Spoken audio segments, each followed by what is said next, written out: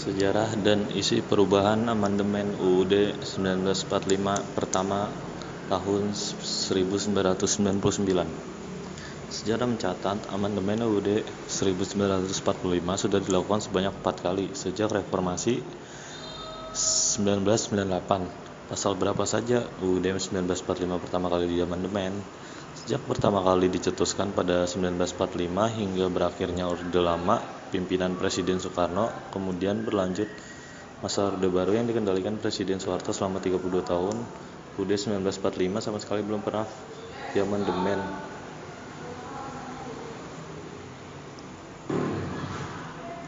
Baru setelah Soeharto tumbang akibat gelombang reformasi 1998 dilakukan perubahan besar-besaran dalam sistem perpolitikan di Indonesia, termasuk dengan melakukan amandemen terhadap UUD 1945 yang berdampak signifikan terhadap perpolitikan dan tata kelola negara RI di kemudian hari. Hingga saat ini, amandemen UUD 1945 telah dilakukan sebanyak 4 kali yang berlangsung selama 4 tahun berturut-turut, yakni pada 1999, 2000, 2001, dan 2002. Berikut ini isi perubahan amandemen UUD 1945 yang pertama. Amandemen UUD 1945 pertama. Amandemen UUD 1945 pertama kali dilakukan dalam sidang umum Majelis Permusyawaratan Rakyat (MPR) yang diselenggarakan pada 14-21 Oktober 1999. Amandemen ini diterapkan terhadap 9 pasal, yakni pasal 5, pasal 7, pasal 9, pasal 13, pasal 14, pasal 15, pasal 17, pasal 20, dan pasal 21. Isi dan perubahan amandemen UUD 1945 pertama antara lain: Pasal 5 ayat 1. Presiden memegang kekuasaan membentuk undang-undang dengan persetujuan Dewan Perwakilan Rakyat. Diubah menjadi Presiden berhak mengajukan rancangan undang-undang kepada Dewan Perwakilan Rakyat. Pasal 7. Presiden dan Wakil Presiden memegang jabatannya selama masa 5 tahun dan sesudahnya dapat dipilih kembali. Diubah menjadi Presiden dan Wakil Presiden memegang jabatan selama 5 tahun dan sesudahnya dapat dipilih kembali dalam jabatan yang sama hanya untuk 1 kali masa jabatan. Pasal 9. Sebelum memangku jabatannya, Presiden atau Wakil Presiden bersumpah menurut agama atau berjanji dengan sungguh-sungguh di hadapan Majelis Perwakilan Rakyat atau DPR.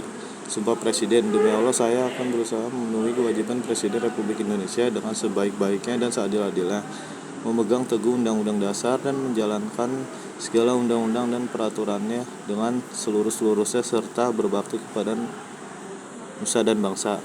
Janji Presiden, saya berjanji akan sungguh-sungguh akan memenuhi kewajiban Presiden Republik Indonesia dengan sebaik-baiknya, seadil-adilnya, memegang teguh Undang-Undang Dasar dan menjalankan segala urusan undang-undang peraturannya dengan seluruh-seluruhnya serta berbakti kepada nusa dan bangsa.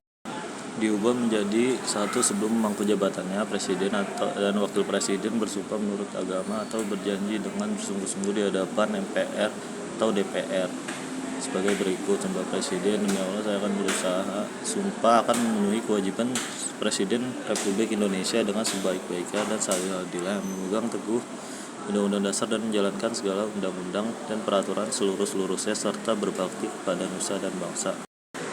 Janji Presiden, saya berjanji akan bersungguh-sungguh memenuhi kewajiban Presiden RI dengan sebaik-baiknya dan seadil-adilnya, memegang teguh Undang-Undang Dasar dan menjalankan segala undang-undang dan peraturannya dengan seluruh-seluruhnya serta berbakti kepada nusa dan bangsa.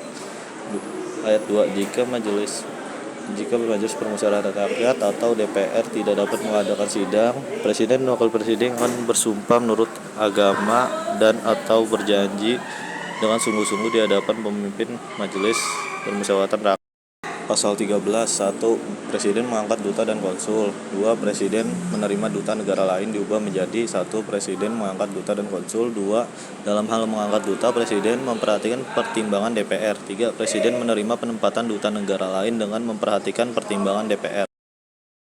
Pasal 14. Presiden memberi grasi, amnesti, abolisi, dan rehabilitasi. Diubah menjadi Presiden memberi grasi dan rehabilitasi dengan memperhatikan pertimbangan MA. 2. Presiden memberi amnesti dan abolisi dengan memperhatikan pertimbangan DPR.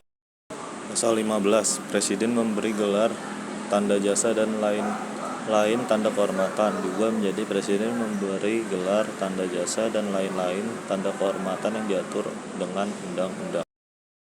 Pasal 17. Menteri-menteri itu diangkat dan diberhentikan oleh Presiden. Menteri-menteri itu dipimpin Departemen Pemerintahan. Diubah menjadi menteri-menteri itu diangkat dan diberhentikan oleh Presiden. Setiap menteri membidangi urusan tertentu dalam pemerintahan. Pasal 20. Tiap undang-undang menghendaki persetujuan DPR. Jika suatu rancangan undang-undang tidak mendapat persetujuan Dewan Perwakilan Rakyat, maka rancangan tadi tidak boleh diajukan lagi dalam persidangan DPR masa itu. Diubah menjadi 1. Dewan Perwakilan Rakyat memegang kekuasaan membentuk UU.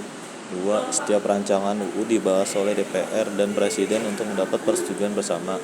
3. Jika rancangan UU tidak dapat persetujuan, rancangan UU tidak boleh dimajukan lagi ke dalam persidangan DPR masa itu. 4. Presiden mengesahkan rancangan UU yang telah disetujui bersama menjadi undang-undang. Pasal 21. Anggota-anggota DPR berhak mengajukan rancangan UU. Jika rancangan itu meskipun disetujui oleh DPR tidak disahkan oleh Presiden, maka rancangan tadi tidak boleh dimajukan lagi dalam persidangan DPR masa itu.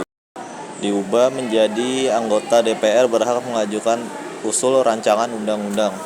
Dan itulah beberapa perubahan amandemen yang pertama.